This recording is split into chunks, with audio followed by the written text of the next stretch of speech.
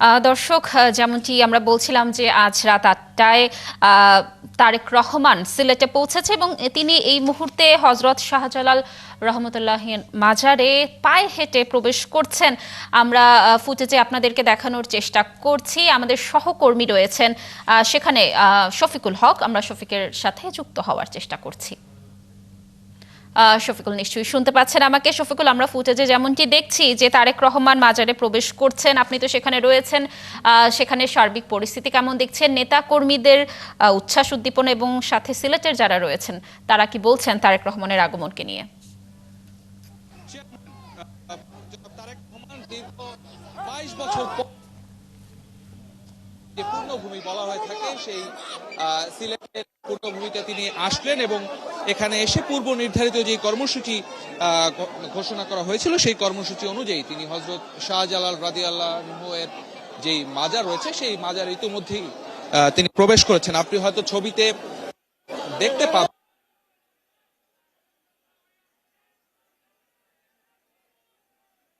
BNP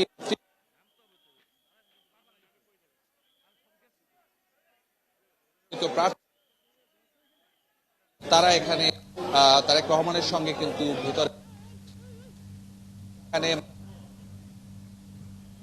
নির্ধারণ করা হয়েছে। আজকে তিনি হযরত শাহজালাল রাদিয়াল্লাহু আনহু-এর মাজার জিয়ারত শেষে এখান থেকে শাহ পরান রাদিয়াল্লাহু আনহু-এর যে মাজারটি রয়েছে এখান থেকে সেটির দূরত্ব বেশি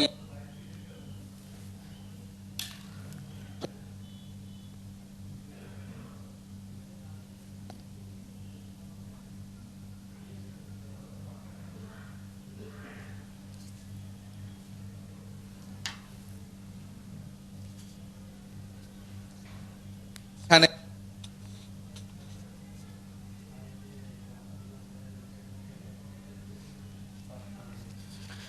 দর্শক, আমরা দেখতে পাচ্ছি ফুটেজে যে বিএনপি চেয়ারম্যান তারেক রহমান মাজারে প্রবেশ করেছেন এবং তার সাথে নেতাকর্মীরা রয়েছেন। আমাদের সহকর্মীরা চেষ্টা করছেন যতটুকু সম্ভব ফুটেজে আপনাদেরকে দেখানোর। আমরা দেখতে পাচ্ছি তারেক রহমানকে এবং তার সাথে সিলেটের স্থানীয় বিএনপির যারা নেতাকর্মী রয়েছেন তারাও রয়েছেন।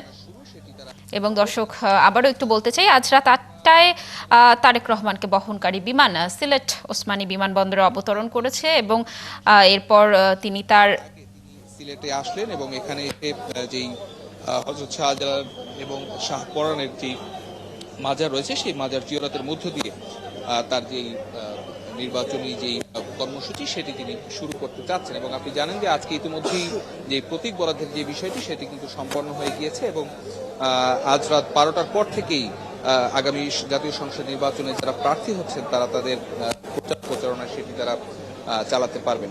কারণ যে একটু পেছনে ফিরতে চাই, 22 বছর আগে তারেক রহমান সিলেটে এসেছিলেন এবং যখন তিনি সিলেটে আসেন তখন তিনি এসেছিলেন একটি কর্মী সম্মেলনে এবং দলের পদবি যদি আমরা বলি তখন তিনি দলের যুগ্ম মহাসচিব হিসেবে দায়িত্ব পালন করতেন।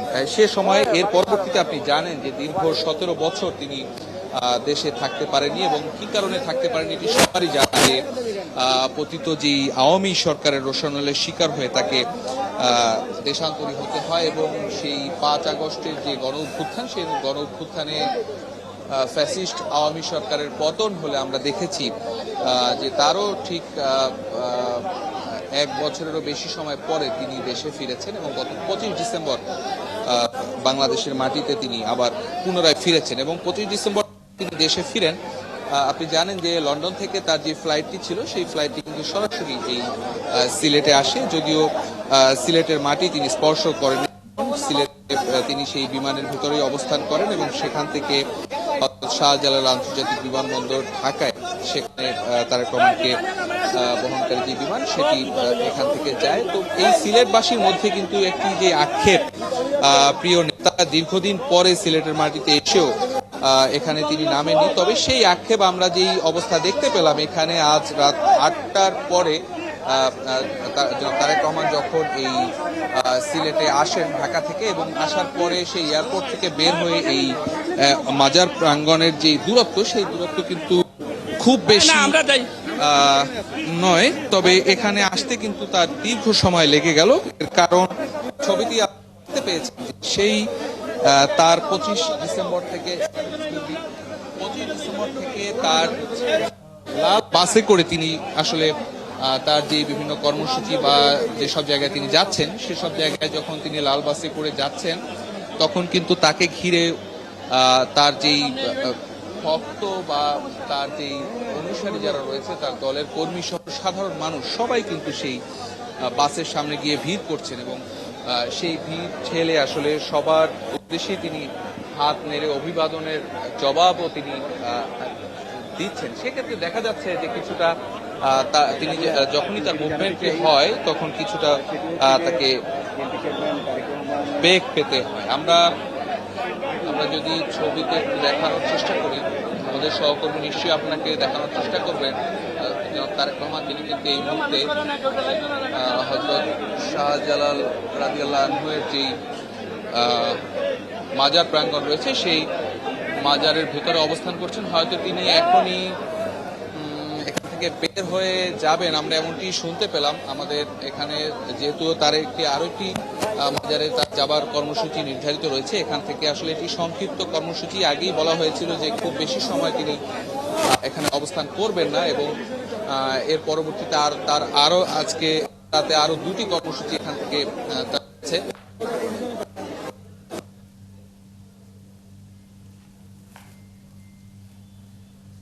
এখানে এসে আসলে এর আগে যেটি জানানো হয়েছিল যে আজকে যে এশার নামাজ তিনি এই রাদিয়াল্লাহু আনহু-এর মাঝে এখানে এসে তার সেই নামাজ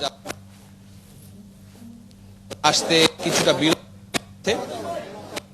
এক্ষেত্রে এখন তিনি এশার নামাজটি এখানে তিনি আদায় করছেন এবং এশার নামাজ আদায় শেষে এখানে মাজার জিয়ারত করে এখান থেকে তিনি বের হবেন। আমরা ব্যাপক নিরাপত্তা ব্যবস্থা দেখতে পাচ্ছি পুরো এই মাজার প্রাঙ্গণ জুড়ে। কয়েক স্তরের নিরাপত্তা ব্যবস্থা এখানে নেওয়া হয়েছে।